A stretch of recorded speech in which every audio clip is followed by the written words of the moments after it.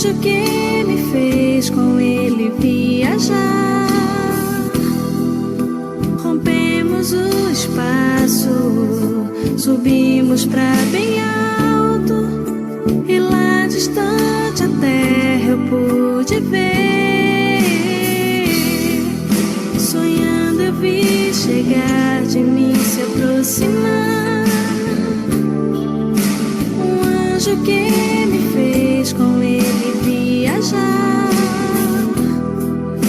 Rompemos o espaço, subimos pra bem alto, e lá distante a terra eu pude ver.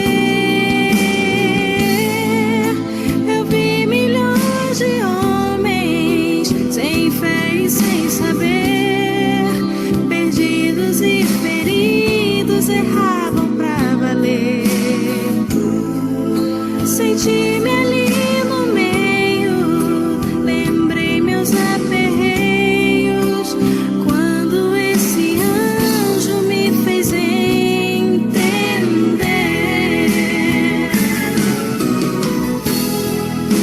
A vida é uma escola, tem prova e tem dever. Nos erros se aprende o que não mais fazer. Nos erros se aprende o que não mais fazer.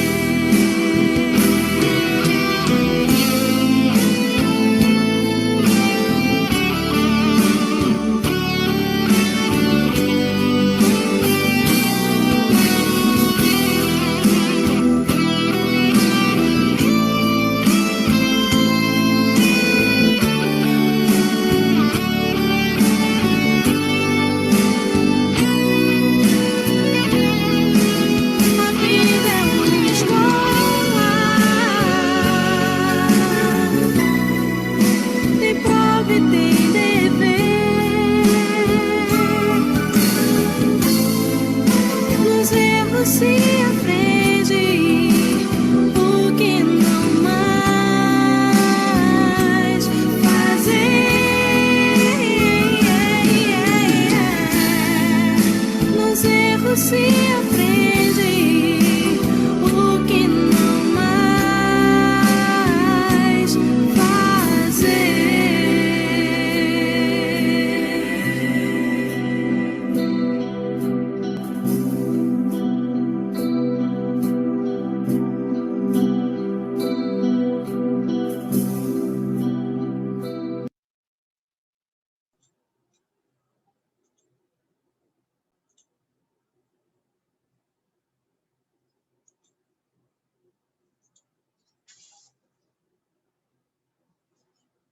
Boa tarde a todos, sejam muito bem-vindos ao nosso estudo. Um abraço caloroso para vocês, Literalmente. literalmente, que todos possam, né, ser acolhidos pela nossa casa, bem-vindos aqueles que estão pela primeira vez no nosso estudo, né? Hoje a gente tem o prazer de receber o nosso amigo, mais uma vez, Evaldo Raia, da Casa de Chico Xavier. É Casa do Caminho Chico Xavier, Evaldo? É isso? Seja Isso mesmo. Casa do Caminho Chico Xavier, e ele vai falar da pergunta do Livro dos Espíritos, a 895, diferença moral. Mas antes de passar a palavra para o nosso amigo Evaldo, eu vou passar para o nosso querido Jairon, que vai fazer o preparo. É isso, Jairon? Boa noite. Isso aí. Tem um som fazendo muito barulho, Jairon. E agora, melhorou? Não. Peraí, Adriana, só um minuto. Tá legal.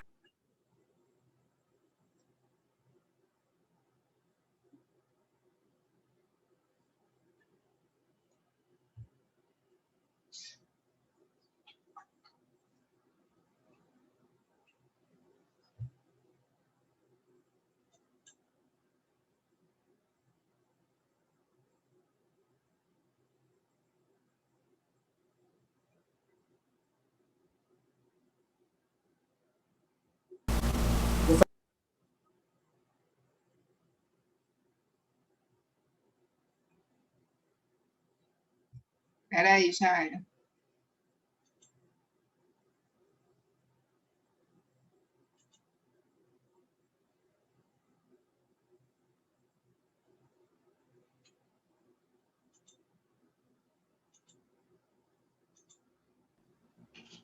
Tá. E agora, ficou melhor? Perfeito, meu amigo. Seja muito Deixa eu bem-vindo, então. compartilhar a tela aqui. Pode compartilhar.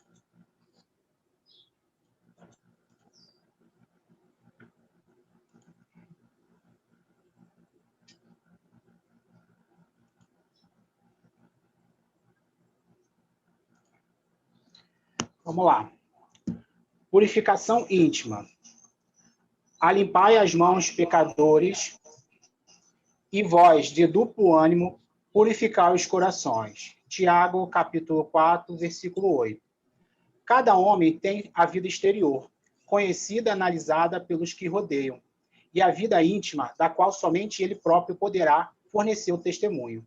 O mundo interior é a fonte de todos os princípios, bons ou maus, e todas as expressões exteriores guardam aí seus fundamentos.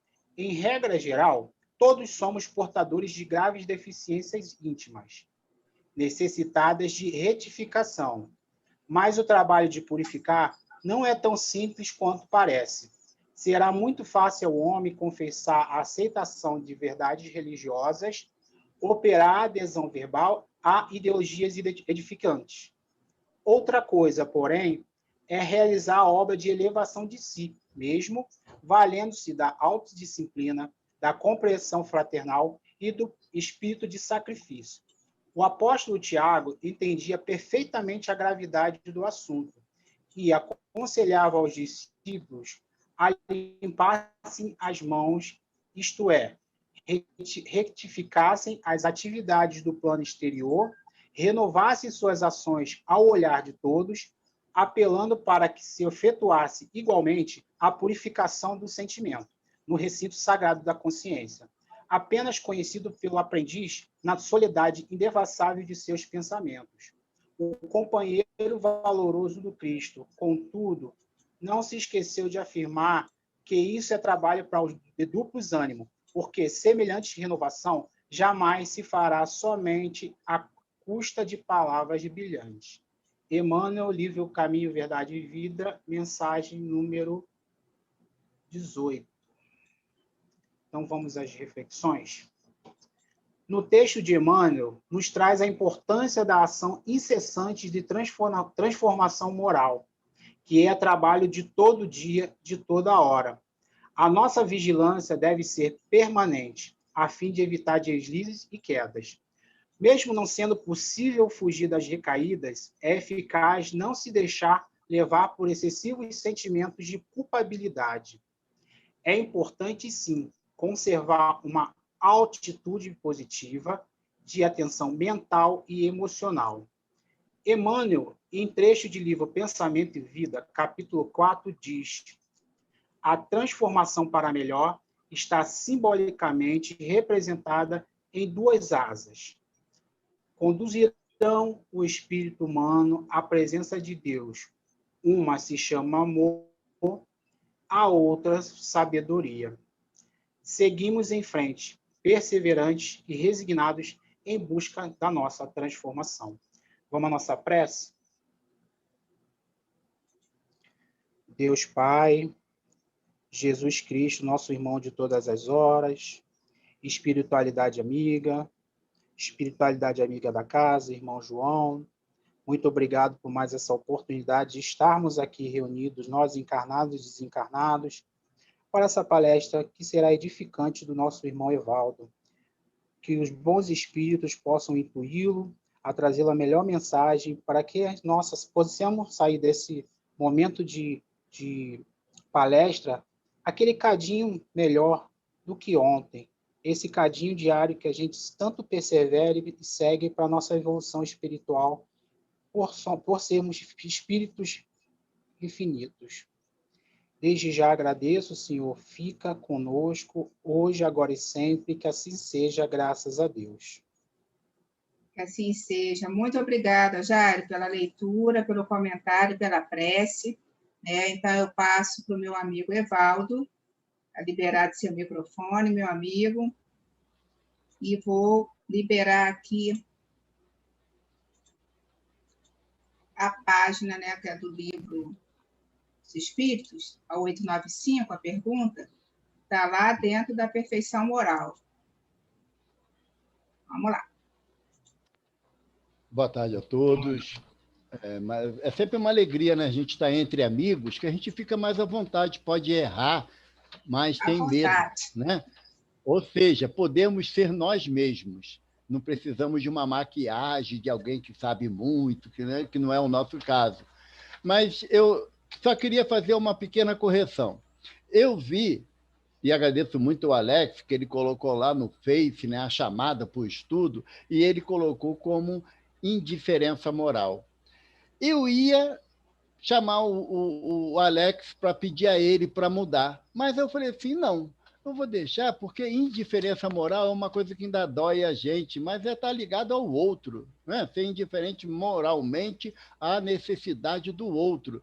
A pergunta 895 nos leva a analisar a questão do interesse pessoal. Por quê? Porque aí já não é do outro, é para mim mesmo, é interior. E aí eu fiquei imaginando, se eu botar aqui interesse pessoal, de repente, muita gente não vai querer participar do estudo, né? Nem eu, porque o interesse pessoal é algo tão forte dentro da gente que a gente não tem muita vontade de mudá-la, não. Mas vamos lá para a pergunta. A pergunta, e eu devo confessar, sabe, Adriana, que essa pergunta sempre me encafifou. Já que o Jairo vem com o cadinho dele, eu vou com o encafifar lá do Mineiro também, né? Me encafifou. Por quê? Porque ele fala, Kardec questiona assim, postos de lado, os defeitos e os vícios, acerca dos quais ninguém se pode equivocar, qual o sinal mais característico da imperfeição? Até eu ler isso, eu achava que o sinal mais característico era o meu vício e os meus defeitos. E Kardec fala que é algo mais além disso. E aí os benfeitores, né, para poder dar na cara do Evaldo, colocam o interesse pessoal.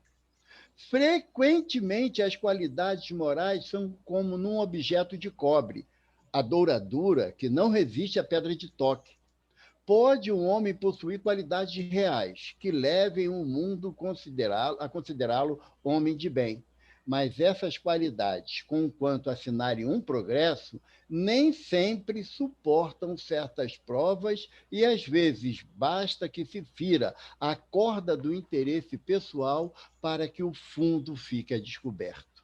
O verdadeiro desinteresse é coisa ainda tão rara na Terra que, quando se patenteia, todos o admiram como se fosse um fenômeno. O apego às coisas materiais constitui sinal notório de inferioridade, porque quanto mais se aferra aos bens deste mundo, tanto menos compreende o homem o seu destino. Pelo desinteresse, ao contrário, demonstra que encara de um ponto mais elevado o futuro. Essa resposta dos benfeitores, ele deixa a gente realmente, sabe, sem chão. Porque, como a gente costuma dizer, tem ali o endereço, o CEP, o CPF e a identidade do Evaldo. Por quê? Porque nós adoramos jogar para a plateia. Nós adoramos fazer coisas que todo mundo gosta, todo mundo aplaude, todo mundo aceita. Mas quando isso não afeta o nosso interesse pessoal, não afeta aquilo que nós chamamos erradamente de amor próprio, que amor próprio, nesse caso, é sinônimo de orgulho. Aí a coisa muda de atenção, muda de foco. Por quê? Todas as vezes que a gente chega no CEPAC, já ouvi inúmeros irmãos falarem isso, e eu também falo, a gente chega lá, sempre tem um sorriso amigo nos esperando. Dificilmente tem alguém lá de cara feia, de mal com a vida. Não, tem um sorriso no rosto, a alegria de nos ver chegar. Mas a gente não pensa que atrás daquele sorriso, muitas vezes, estão dores absurdas. E a gente sequer oferece a oportunidade daquele que nos dá o sorriso de também usar a possibilidade do desabafo com a gente, de sentar do nosso lado, sabe, de contar, olha, eu estou aqui porque é o meu compromisso com o irmão João, com o doutor Bezerra, mas meu coração está em frangalhos. Por quê? Porque isso daí, se eu for ouvir, a minha dor passa a ser menor, porque eu vou ter que prestar atenção na dor do outro. Então, como o meu interesse pessoal ainda grita muito em mim, então eu não quero saber da dor do outro. Um outro exemplo, até vou pedir a Jane permissão para falar, e depois que eu falar não vai adiantar dizer que eu não pode, né, Jane? Já vou falar mesmo, né?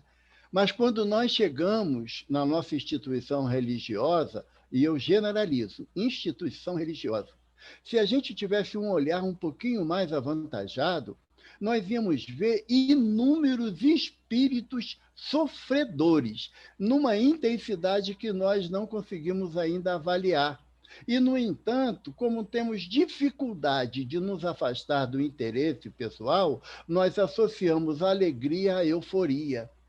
E aí chegamos nas nossas casas espíritas, que sabemos que são verdadeiros hospitais espirituais, inúmeras mensagens nos levam a esse sentimento, a gente ainda, voltado para o nosso interesse pessoal, não buscamos silenciar a algazarra, silenciar a brincadeira, silenciar a chacota. Eu estou falando isso para mim mesmo, gente, pelo amor de Deus, porque eu falo alto, eu sou escandaloso, então eu tenho que me disciplinar nesse aspecto. Mas como que eu vou fazer isso? Se o interesse pessoal me diz, ou seja, o meu egoísmo e o meu orgulho me diz que eu, sendo um cara que fale alto, que brinca com todo mundo, eu sou mais aceito. Já pensou? A gente chega lá no Cefac, né? Num dia que já está predeterminado para irmos, e quando a gente bota o pé num portão, a Jane está lá com o Evangelho segundo o Espiritismo, lendo uma página do Evangelho para a gente, nos obrigando a quê? A silenciar para ouvir o que está sendo falado. É o que acontece no plano espiritual. No plano espiritual, os amigos espirituais utilizam todas as oportunidades para ajudar a esclarecer, amenizar, dar um lenitivo para aquelas dores que estão ali, sejam materiais ou espirituais. Então, quando eu tenho ainda a visão desse interesse pessoal, o meu vício e o meu defeito, eles somem. Sabe por que somem? Porque se eu tenho um hábito, uma hipótese, se eu tenho um hábito, graças a Deus não, mas de falar palavrão, eu vou falar palavrão dentro da casa espírita? Não, eu vou me vigiar. Se eu tenho o hábito de falar mal da vida do outro, eu vou fazer isso dentro da casa espírita? Não, porque eu vou ficar com medo de ser chamado a atenção, porque é um assunto pernicioso ao ambiente que eu estou. Agora, o interesse pessoal, que é não me envolver com as dores daqueles que estão ali, isso aí, fisicamente, ninguém percebe. Mas não posso dizer o mesmo em relação à espiritualidade. Então, como diz aqui os benfeitores, é a douradura que não resiste à pedra de toque. Pedra de toque é um instrumento utilizado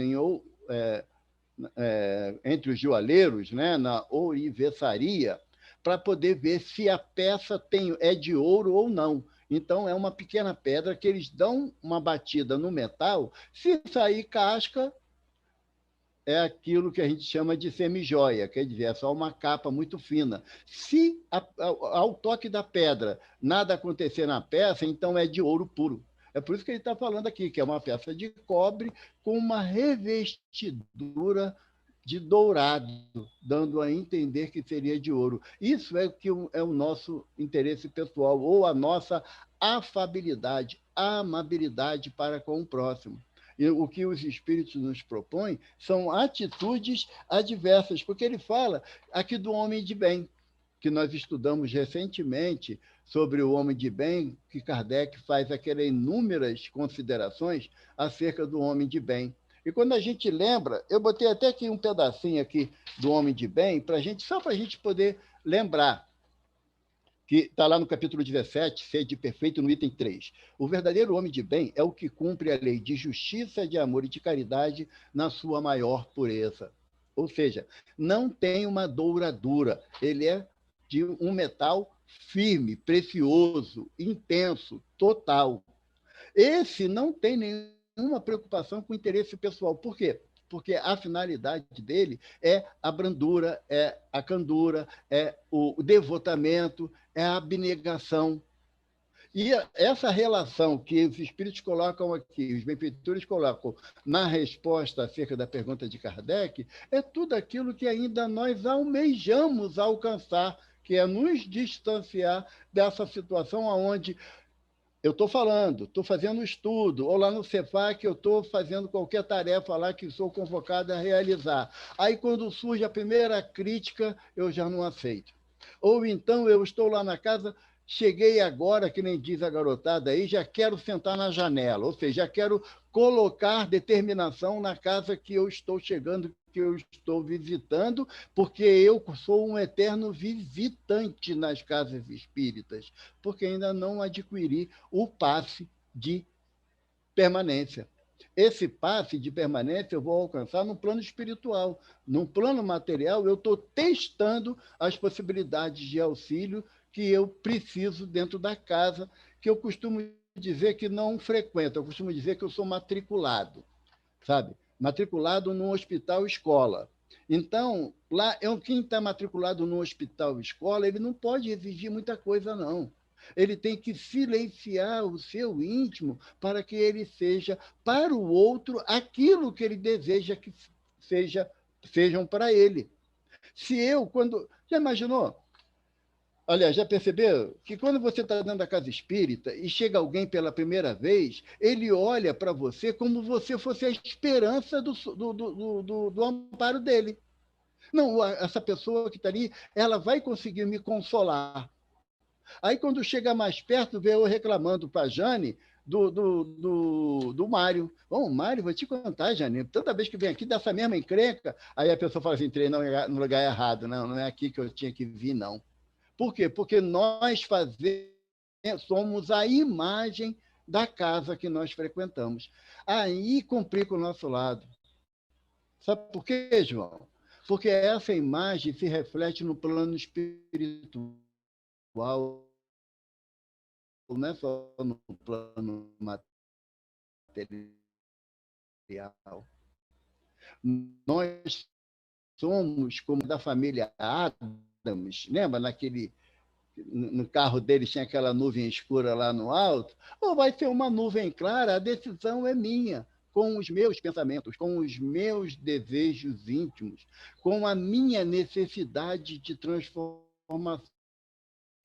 Não é chegar na casa espírita já com tudo resolvido, não, porque senão já estava desencarnado. É chegar lá com o desejo da mudança. É fazer, como ele diz aqui, que essas qualidades, conquanto assinale um progresso, as qualidades do homem de bem, ele é um progresso, nem sempre suportam certas provas e, às vezes, basta que se fira a corda do interesse pessoal para que o fundo fique descoberto. Traduzido por um bom português, não pisa no meu pé. Eu dou um boi para entrar numa briga, mas depois dou uma boiada para não sair dela. É o interesse pessoal. É distanciamento daquilo que o Evangelho nos propõe. Se eu já sei que eu tenho dificuldade de lidar com as desavenças, qual a minha postura, segundo Emmanuel nos propõe? Ao invés de eu debater, eu emitir pensamentos no bem. Porque aí eu reúno condições de me equilibrar, de estabilizar as minhas emoções e contribuir de alguma forma para o ambiente que eu estou envolvido. Certa vez, chega Kardec, na viagem, numa das suas visitas, na viagem de 1862, ele chegou num grupamento espírita, numa cidade no interior da França, e tinha dois irmãos numa discussão ferrenha sobre um ponto da doutrina, uma discussão mesmo alterada.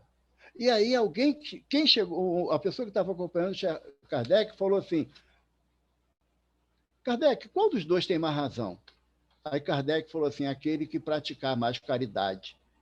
No caso de uma discussão, praticar a caridade é silenciar, é não querer fazer valer a minha palavra, a minha vontade, a minha razão, como eu já falei, né, que eu gosto muito de falar que a gente, quando desperta de manhã, tem duas possibilidades: ter razão ou ser feliz, né? Aí o meu mentor, né, de educador permanente ao meu lado, diz que, Evaldo, a sua dificuldade é que você quer ser feliz tendo razão toda hora. E não dá certo, porque aí eu coloco o meu interesse pessoal acima da minha necessidade de transformação íntima. Para que eu seja um homem de bem, no futuro, não é proposta imediata. Aqueles elementos que Kardec coloca como homem de bem, não é uma proposta imediata de transformação, não, gente. Seria injusto. É uma proposta, ao longo do nosso processo de progresso moral, irmos adquirindo essas virtudes. Porque, senão, seria colocar um peso superior às nossas forças e iria contrariar aquilo que nosso Senhor Jesus Cristo nos fala, que Deus não coloca fardos pesados em ombros frágeis. Então, o interesse pessoal está associado intimamente ao meu orgulho, ao meu egoísmo e à minha vaidade.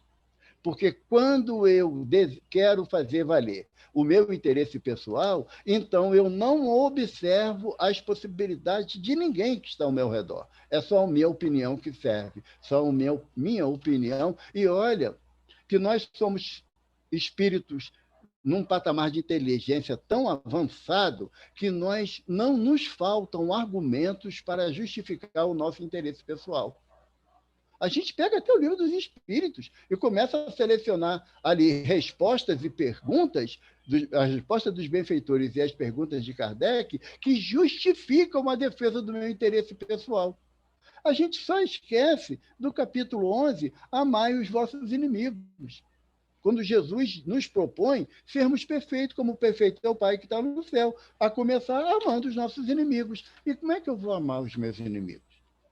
Como é que eu vou desenvolver esse sentimento de amor tão pleno, tão abrangente, a ponto, como diz Emmanuel, que se nós aprendermos a amarmos-nos uns aos outros como eu me amo, eu vou envolver tanta gente no meu amor que vai acabar chegando ao meu inimigo e eu vou amá-lo também. A questão não é quem eu vou elencar como inimigo. Basta eu olhar para dentro de mim. Tem uma frase do Khalil Gibran Khalil que eu gosto muito, que ele diz que o divino orientou a amar os inimigos. Obedeci e comecei a me amar, porque sou o meu maior grande inimigo no meu progresso moral. Eu sou aquele que mais me boicoto em relação ao meu progresso moral.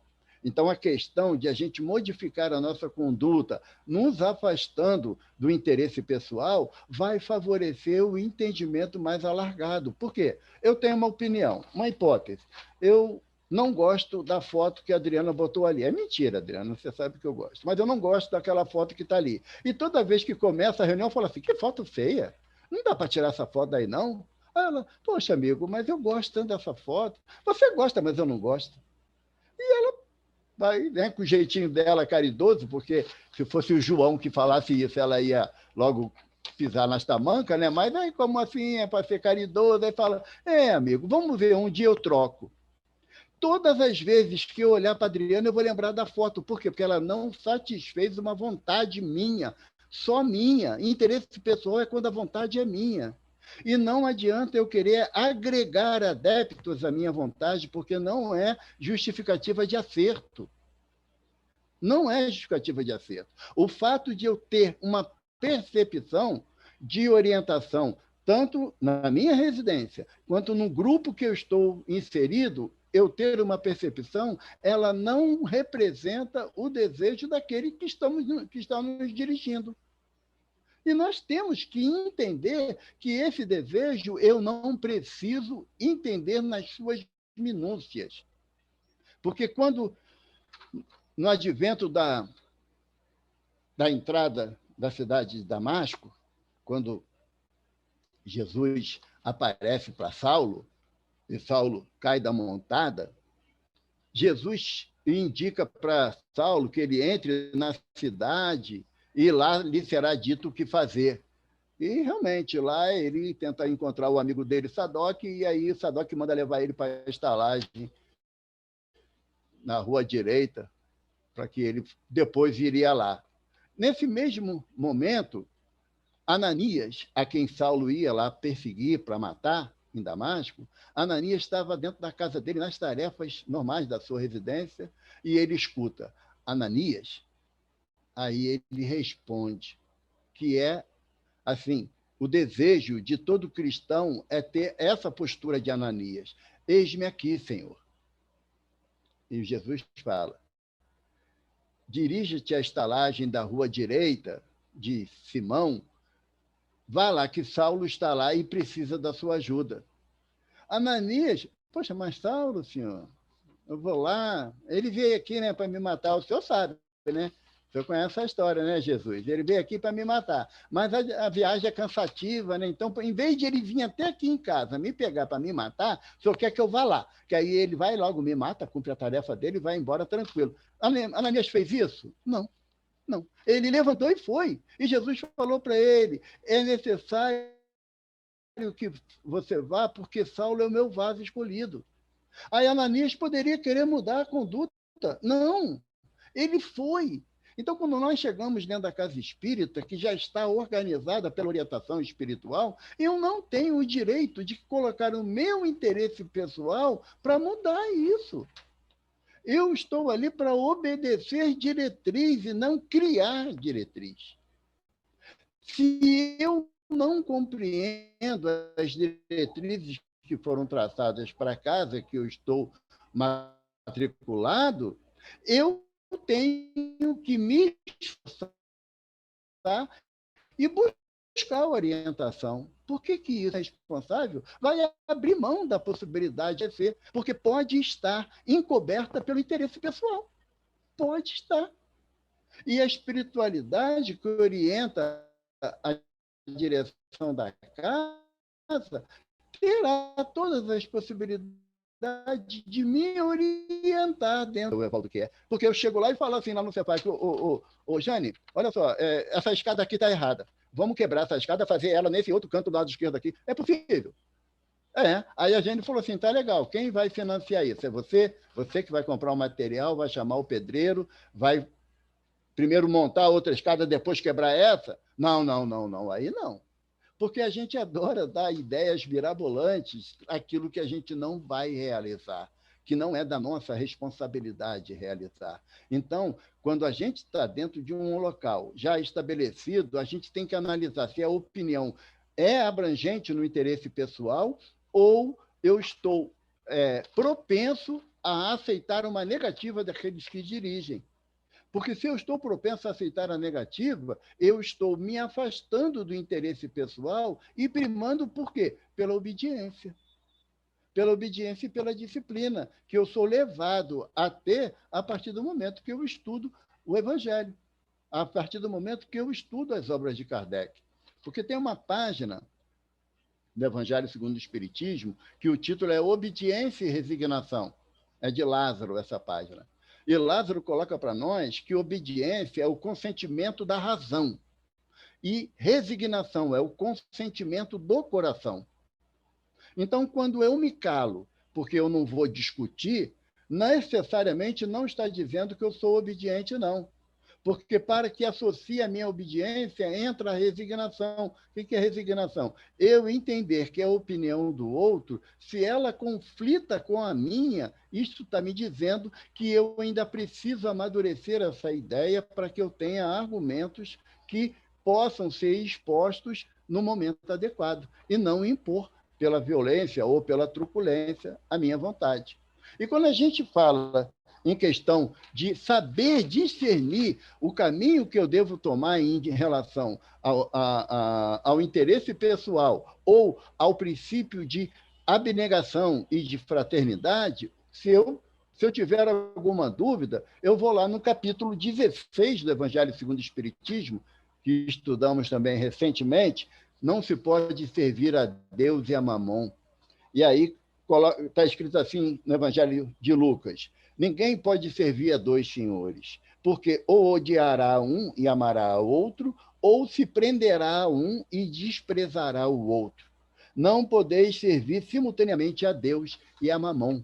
Simultaneamente, não dá para eu satisfazer o meu interesse pessoal e ser fraterno ao mesmo tempo.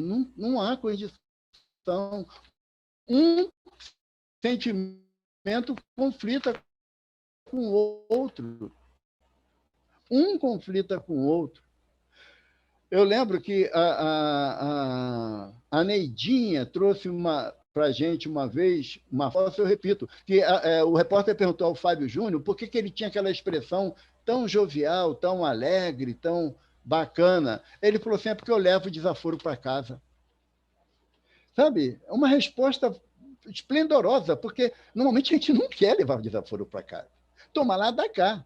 Entendeu? Fez um, eu digo dois. Aqui não, ninguém vai cantar de galo no meu terreiro, não. A gente usa inúmeras expressões populares para justificar apenas um sentimento, que é o interesse pessoal. Então, se eu quiser agradar a Deus e a Jesus, eu não posso deixar interferir o interesse pessoal nas minhas decisões. Poxa, Valdo, está pegando pesado, eu sei que eu estou, para mim mesmo. Apesar de estar de fone de ouvido, a minha voz fica mais nítida. Então, entra no meu cérebro com mais firmeza. Então, todos é um processo que todos nós estamos inseridos. Se eu ainda insisto em agradar a Deus e a Mamon, simultaneamente, eu não estou fazendo nada certo. Nem o que é errado, eu consigo fazer certo. O André Trigueiro tem uma frase que ele coloca sempre no final do ano. Ele coloca assim: façamos um ano diferente, cometendo erros diferentes. Sabe? Porque a gente... E tem até um pensamento, né, que tem vários autores para esse pensamento, que diz que o homem é o único ser que faz a mesma coisa esperando resultado diferente. E não dá. Para que você tenha resultado diferente, você tem que mudar as suas atitudes. E no nosso caso, de espíritas, mudar a atitude não é falar da mudança, é praticar a mudança. É fazer com que essa mudança seja algo íntimo em nosso coração. Porque a gente fala muito da questão de moral, né? De moral evangélica, moral doutrinária. O conceito básico de moral é aquilo que você faz que ninguém está vendo.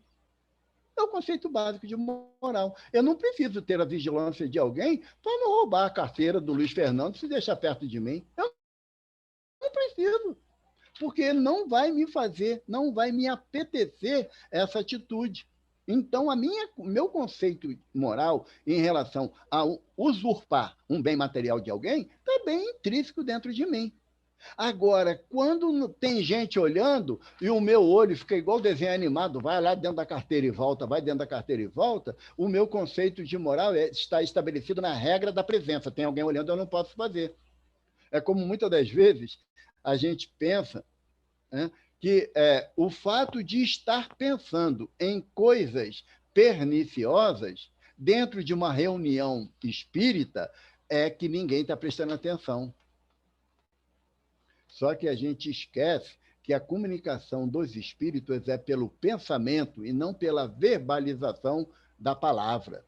Então, se eu estou dentro de uma reunião doutrinária, mas com o pensamento no chopinho lá fora, porque está calor para caramba e ninguém é de ferro, eu não estou na reunião doutrinária, eu estou num barzinho tomando o meu chopinho.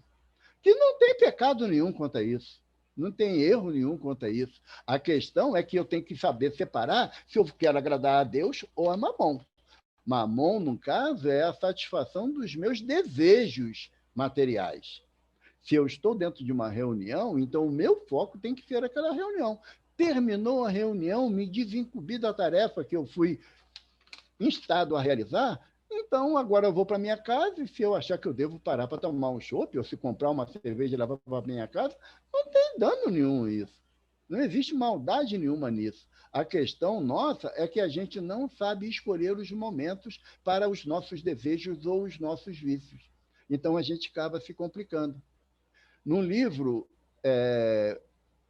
Missionários da Luz, o mentor Alexandre, que é o orientador do livro para André Luiz, ele promove uma reunião no plano espiritual com espíritos encarnados e desencarnados para falar sobre mediunidade, não é, Luiz Fernando?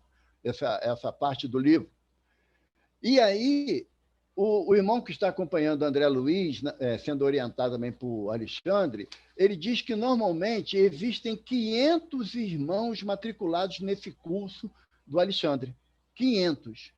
Mas é comum aparecerem cerca de 200.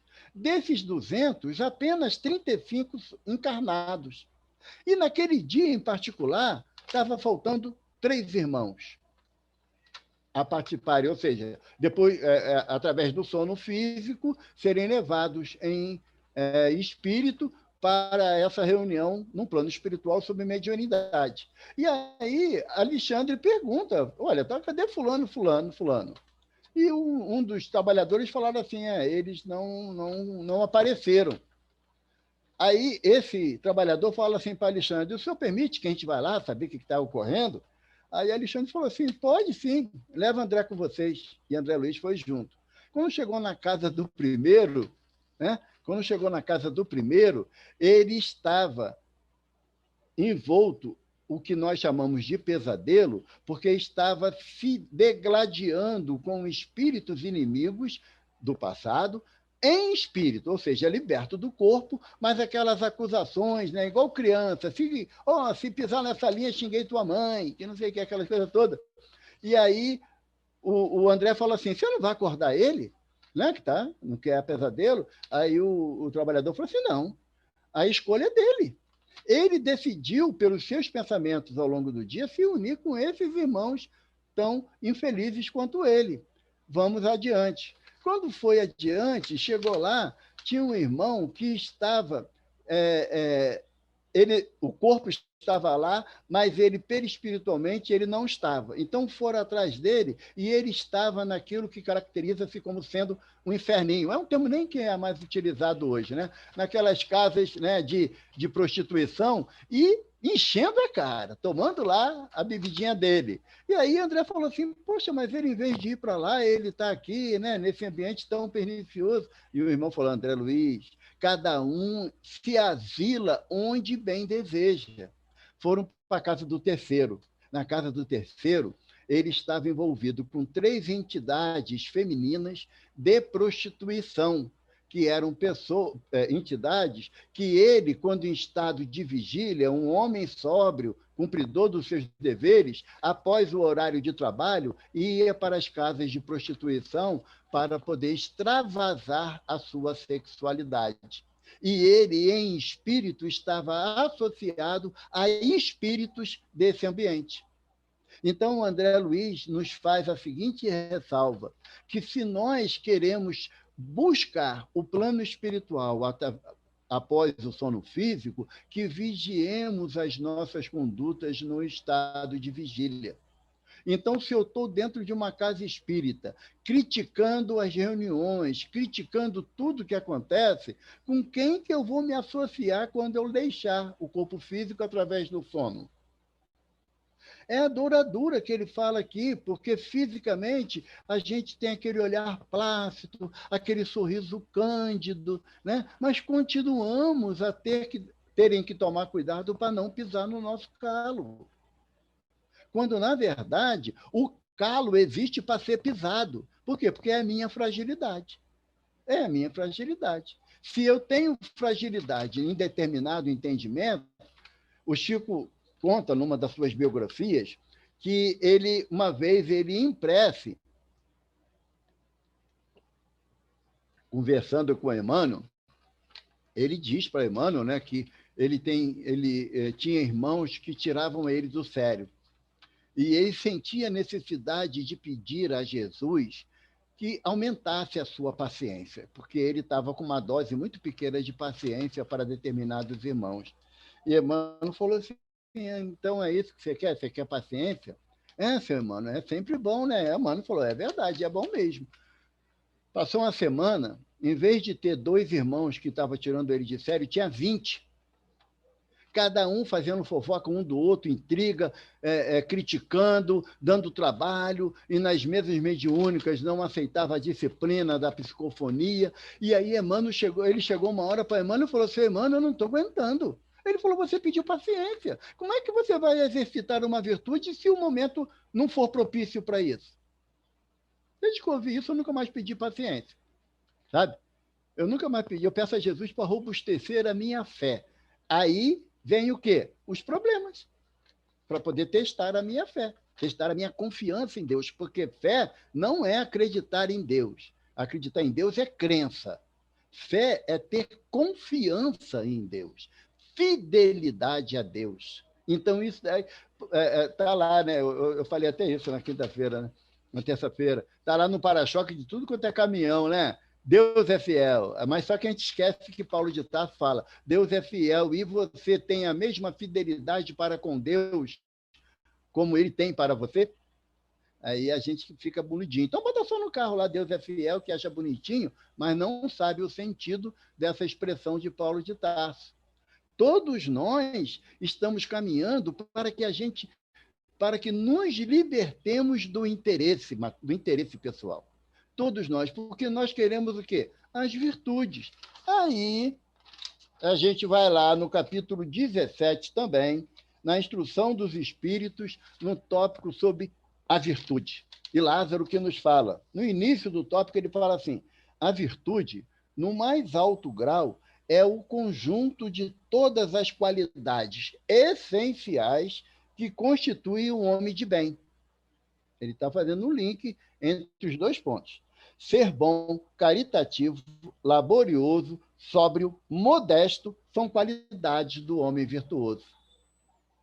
Tem uma historinha que eu gosto de contar sempre, eu acho que eu já contei para vocês, mas repetir nunca é demais, e tem tantos espíritos assistindo que talvez eles não conheçam, né? Que chegou uma caravana lá em Uberaba para visitar o Chico, de uma cidade de São Paulo, e a caravana, um irmão que estava na caravana chegou perto do Chico e falou: Chico, nós somos da casa tal, fundada pelo seu fulano de tal, que passou recentemente para a espiritualidade, depois de uma vida muito laboriosa, e nós queríamos saber se é possível receber uma cartinha dele. E o Chico deu aquela resposta tão clássica, né? Meu irmão, o telefone toca de lá para cá. Se tiver carta, eu sou só o carteiro, eu só entrego, eu não faço a carta. E os irmãos compreenderam, foram embora. Passado mais 6 meses, lá foram eles de novo. Pois é, Chico, já tem 1 ano, né, que o irmão desencarnou, né, tão trabalhador, nenhuma mensagenzinha, Chico. Chico falou: meu filho, ainda não, né? Vamos confiar em Jesus para ver se é possível. Passado mais de 1 ano, ou seja, 2 anos do desencarne do dirigente, o pessoal já chegou lá meio invocado, sabe? Já atingido no seu interesse pessoal, né? Olha, Chico, olha só, você não leva a mal, mas ele era um homem muito bom, muito humilde, ele fazia muita caridade, impossível ele não ter dado uma mensagem até agora. Aí o Chico falou assim: verdade, ele era um homem assim mesmo, do jeito que você estava falando, ele tinha tanto orgulho da humildade dele. É incompatível esse sentimento. É incompatível. Então, o homem de bem, ele tem esses atributos aqui que Lázaro coloca, mas são atributos que Lázaro coloca que é o conjunto de todas as qualidades essenciais. Não é que você... Bom, agora eu vou ser bom. Tá legal, sou bom. Tá? E agora você o quê? Caritativo. São sinônimos. Porque Emmanuel diz que fazer o bem é uma exigência da lei. Agora, ser bom é a opção de cada um. É opcional ser bom.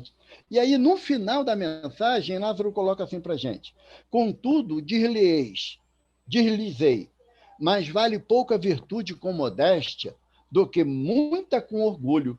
Pelo orgulho é que as humanidades sucessivamente se hão perdido. Pela humildade é que um dia elas hão de se redimir. Aqui, não é Lázaro, é Françoise Nicolas Madeleine. Pela humildade é que um dia elas hão de se redimir. Porque a remissão não é um ato externo, não é Jesus vindo aqui que vai redimir todo mundo e todo mundo sai da condição de espírito imperfeito para espírito puro. É um trabalho laborioso que depende da minha conduta. Da minha conduta. Então, se o meu interesse pessoal ainda conflita com aquilo que o Evangelho me propõe, eu estou tentando agradar a Deus e a Mamon simultaneamente. É um esforço que nós temos que fazer. É um esforço. E um esforço hercúleo, sabe? É você brigar com um monstro, porque são os monstros que eu criei dentro de mim. Não são monstros exteriores. Porque o processo, o conceito de felicidade não é um conceito externo. Não é um conceito externo. A Ivana vai me fazer feliz, que é minha esposa, porque eu também vou fazê-la feliz. Ilusão. Ilusão. A felicidade é um sentimento íntimo e indivisível. Indivisível. Porque eu posso estar num ambiente que haja infelicidade, mas se eu já cultivo a felicidade dentro de mim, eu estarei em condições de auxiliar aqueles que ali estão. Essa é a proposta. E nessa proposta, Adriana, eu posso compartilhar aqui uma música aqui? Que falta só 4 minutinhos? Pode? Aí eu vou deixar essa música como mensagem final. A gente aprendeu isso com a Adriana, né? Botar música no final, né? Então, tem dado certo, a gente vai só copiar, tá bom?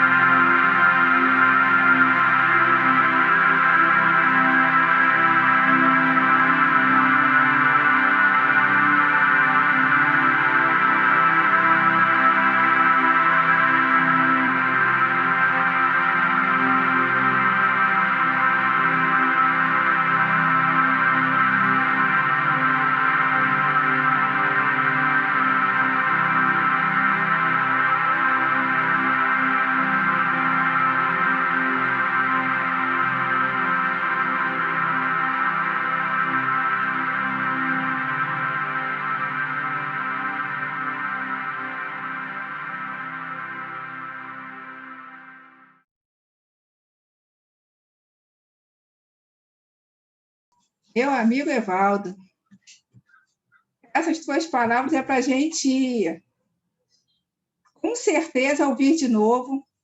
Vai ficar no YouTube essa palestra e ela veio para todos nós, né, refletirmos sobre cada ponto que você abordou, amigo. Que coisa maravilhosa.